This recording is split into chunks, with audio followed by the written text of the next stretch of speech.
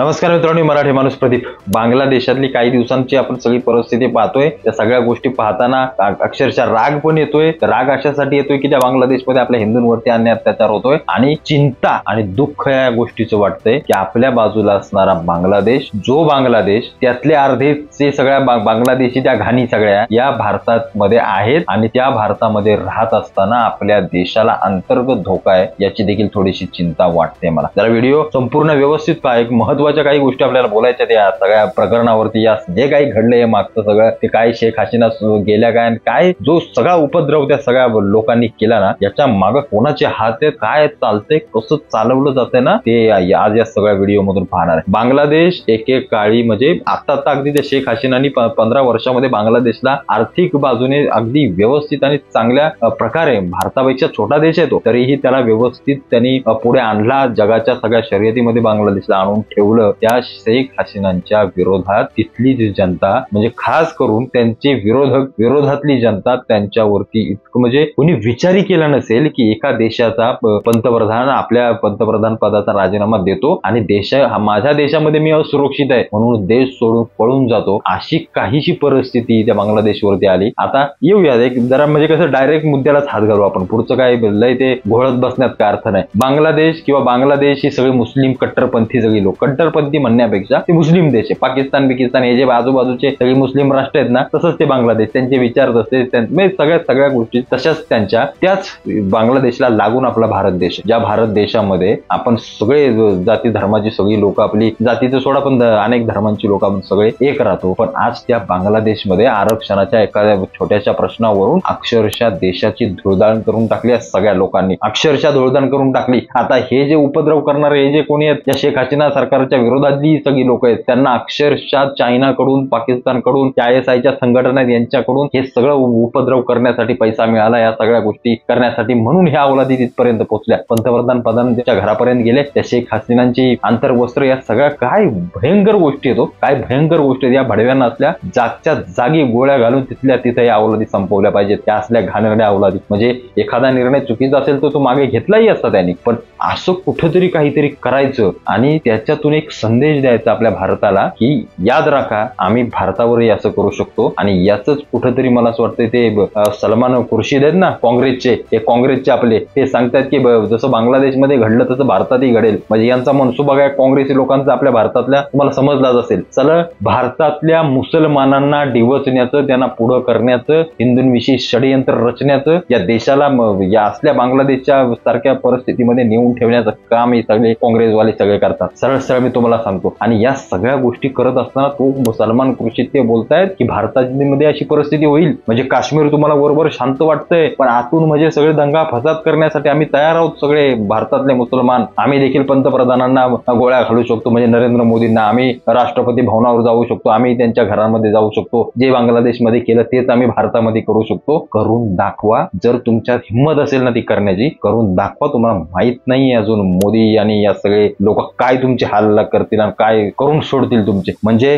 सगळ्या गोष्टी या सगळ्या पाहत असताना मला एक महत्वाची चिंता होती की ज्या प्रकारची घुसखोरी आज भारतामध्ये झाले, ज्या प्रकारे बांगलादेशमधून, पाकिस्तानमधून, बाहेरच्या अनेक देशांमधून जे घुसखोर या भारतामध्ये घुसलेत ना, ते आपल्याला येणाऱ्या काळामध्ये त्रासदायक होणार आहेत. म्हणजे आज जो बांगलादेश आहे, त्या बांगलादेशमधली 20 ते 25% लोकसंख्या ही भारतामध्ये राहते. आपल्याला माहित नाही की ममता बॅनर्जी सगळं हे जे करते ना, ती कांड ती बाई सगळी सरकारमध्ये येते. त्यांचं होणारं मतदान हे सगळे बांगलादेशी रोहिंग्या वगैरे येतात ना, त्यांचं मतदान आहे. आज तुमच्या शहरांपर्यंत, घरापर्यंत ही सगळी पोचली. यांना फक्त ट्रिगर करायची, बस तेवढंच करायचंय फक्त. आणि तेच हे सगळे काँग्रेसवाले करतात. आणि ज्या दिवशी ट्रिगर होईल ना, त्या दिवशी या देशाची परिस्थिती देखील त्या बांगलादेश सारखी होईल. हे सगळ्यात महत्वाची वस्तुस्थिती आहे. त्याच्यामुळं तुम्हाला असं वाटत असेल की नरेंद्र मोदी आणि हे अमित शहा आणि ही सगळी लोक फक्त धर्म करत बसतायत, पण तुम्हाला माहित नाही या देशावर अशी एक बिकट अवस्था येईल ना एक दिवशी, त्या दिवशी ही सगळी लोक आपल्याला आठवतील. कारण आहे काय, काँग्रेसला करायचं काय? काँग्रेसला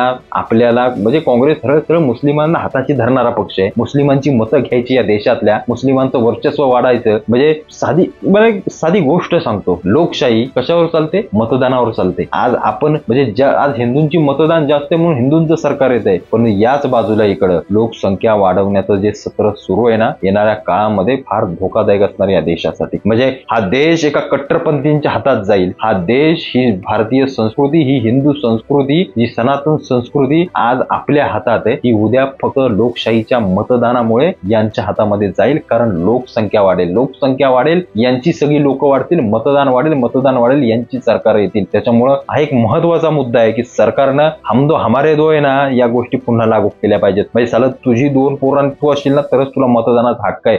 तरच या देशामध्ये काही ना काहीतरी मला असं वाटतंय चांगलं घडेल. येणाऱ्या पुढच्या 10-12 पिढ्या जगू शकतील. नाहीतर हाच कट्टरपंथी आणि हाच सगळा वाद आणि या सगळ्या गोष्टी आपल्याला या देशामध्ये पाहायला मिळतील. म्हणजे एकीकडे हे काँग्रेस या सगळ्या गोष्टींना आतून हात घालतंय आणि तिकडे मात्र नरेंद्र मोदींनी ही सगळी लोक आपल्या देशाला कसं सक्षम करायचं याच्यावरती सगळे लक्ष ठेवून आहेत. तुम्हाला वाटत असेल मी हा रोज काय मोदींचं कौतुक करतोय, भाजपाचं कौतुक करतोय, या सगळ्या तुम्हाला माहित नाहीये ती किती महत्वाची आहेत. तुम्हाला माहित नाहीये आज आपण आपल्या घराच्या बाहेर पडतो, किती कुठपर्यंत जातो आपल्याला माहित नाही. पण ज्या दिवशी देश म्हणून आपण विचार करतो ना, तेव्हा केंद्रामधली लोक फार महत्वाचे असतात, हे लक्षात घ्या. म्हणजे आज जर काँग्रेस सारखा जर सरकार असताना बांगलादेशमध्ये ही जर परिस्थिती घडली असते ना, अर्धा बांगलादेश तुमच्या भारतात घुसला असता, हे लक्षात घ्या. अर्धा बांगलादेश तुमच्या भारतात घुसला असता, तुम्हाला समजलं देखील नसतं. फुकट ओढून घेतले असते या काँग्रेसीवाल्यांनी तर मतदान पडावं म्हणून, त्यांची वोटिंग बँक वाढावी म्हणून. पण आज या सगळ्या लोकांना जागच्या जागी थोपवून ठेवले, जागच्या जागी तिथल्या तिथं. काय करायचं या काँग्रेसच्या देशामध्ये? काय करायचं यांना? या देशाची संस्कृतीशी त्यांना काही घेणं देणं नाहीये. त्यांना इथल्या हिंदू संस्कृती, हिंदूंना तर त्याने ते बघतच नाही, डोळ्यासमोर धरतच नाही, असल्या अवस्था करून ठेवले. आणि कुठंतरी असला कट्टरपंथी असला जर तुम्हाला सगळ्या लोकांना जर फोपवायचं असेल ना, ज्यांना स्वतःच्या देशाची अस्मिता देखील काही वाटत नाही. म्हणजे त्या बांगलादेशची परत शेख हसीनांची ते अंतर्वस्त्र घेऊन नाचणाऱ्या त्या अवलादी, मला खरोखर असं वाटतं या देशामध्ये जर घडलं असतं ना आत्ताच्या घडीला, सगळ्यांना गोळ्या घालून तिथल्या तिथं ठार मारलं असतं. पण ह्या सगळ्या गोष्टी जर भारतामध्ये व्हायच्या नसतील तर आपल्याला लागेल ते हिंदुत्ववादी सरकार. आणि ही सगळी मोदी बिदी ही सगळी लोक फार महत्वाची आहेत बाबांनो या देशासाठी. तुम्हाला माहित नाहीये, तुम्ही एक प्रत्येक गोष्टीला अगदी म्हणजे वरचेवर पाहताय. पण ज्या दिवशी आपण खोलामध्ये जाऊ ना, त्या दिवशी आपल्याला समजेल की नरेंद्र मोदी हे किती खंबीरपणे या देशाची धुरा सांभाळून आहेत. म्हणून या देशामध्ये आज कुणाची हिंमत होत नाही या सगळ्या गोष्टी करण्याची. पण हे बाकीचे सगळे राहुल गांधी हे बाकीचे काँग्रेसवाले जातीमध्ये देशाला विभागायला निघालेत ना, हे सांगतात की बांगलादेशची परिस्थिती जशी झाली तशीच आपल्या देशामध्ये घडेल. म्हणजे यांचा मनसुबा काय आहे? इथल्या मुसलमानांना चिथवायचं आणि यांना सांगायचं की बाबांनो आता फक्त भारत राहिलाय तुमच्या हातात यायचा, आणि तो तुम्ही एकदा घेतलात की झालं, मग तुमचं सगळं मिशन सक्सेसफुल झालं. हीच अराजकता येणाऱ्या काळामध्ये आपल्या देशामध्ये निर्माण होईल. ती दिसण्याची चिन्ह दिसत आहेत ती समोर की होणार आहे या सगळ्या गोष्टी. आणि जे बाकीचे आजूबाजूचे देश सगळे मातीमोल झाले ना, भारताला व्हायला वेळ लागणार नाही जर आपण एक राहिलो नाही तर. त्याच्यामुळं हे जे सलमान खुर्शिदांचं जे वक्तव्य ना, ते सूचक वक्तव्य हिंदूंनो आणि सर्वांनी मी तुम्हाला सांगतोय, ते सूचक वक्तव्य आहे की भारताचा देखील बांगलादेश होणार आणि तो आम्हाला करायचा आहे, असं त्यांचं एक सूचक वक्तव्य प्रत्येकानं लक्षात ठेवावं. बोलण्यासारखं खूप होतं या विषयांवरती, पण जास्त खोल्यामध्ये जाण्यात अर्थ नाहीये. हिंदू मुस्लिम तुम्ही म्हणायला करत बसतो, पण काही महत्वाच्या गोष्टी त्यामुळे तुम्हाला सांगितलेत. त्याच्यामुळं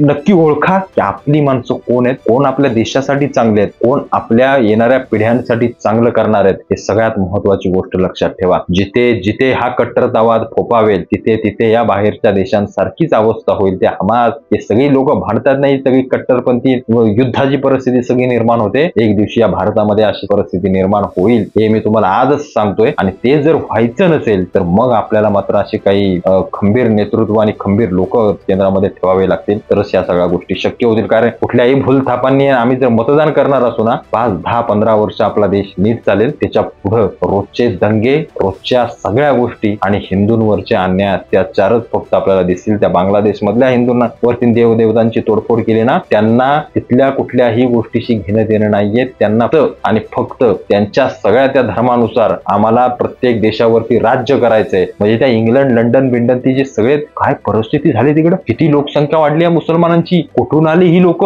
कुठून आले तुम्हाला सांगतो मी कुठून आले. हे सगळे घुसखोर आहेत बाहेरचे. हे जे हमास बिमास इकडे तिकडे इराण, इराक इकडे जी सगळी जी अफगाणिस्तान मधलं जे पलायन सगळ्या गोष्टी तुम्ही पाहिल्या ना, आणि ही युद्ध झाली, ही सगळी लोक तिकडे जाऊन बाहेरच्या देशांमध्ये पाळमुळं रोवून राहिलेत, हे लक्षात घ्या. आणि ही किती घातक आहेत येणाऱ्या काळामध्ये, हे येणारा वेळच आपल्याला सगळ्यात गोष्टी सगळ्यात महत्वाचं हे सांगेल. त्याच्यामुळं सावध राहा, सावकाश सगळ्या गोष्टी सावधानतेने पहा बाजूबाजूला काय घडतंय. आणि तुम्ही दिलेलं मत हे तुमच्या देशाच्या सुरक्षेचं असू द्या, हे तुमच्या स्वतःच्या, तुमच्या कुटुंबाच्या आणि तुमच्या संस्कृतीच्या सुरक्षिततेसाठी द्या. एवढंच माझी वैयक्तिक तुम्हाला विनंती आहे. मी काय कुठल्या निवडणूक आले म्हणून कुठल्या प्रचारासाठी तुम्हाला सांगत नाही, पण मी जो अभ्यास केला किंवा मला जे वाटतंय की येणाऱ्या काळामध्ये काय धोके दिसत आहेत हे एवढंच मला फक्त तुम्हाला सांगायचं होतं. भेटू पुन्हा एकदा नवीन व्हिडिओ सोबत. धन्यवाद.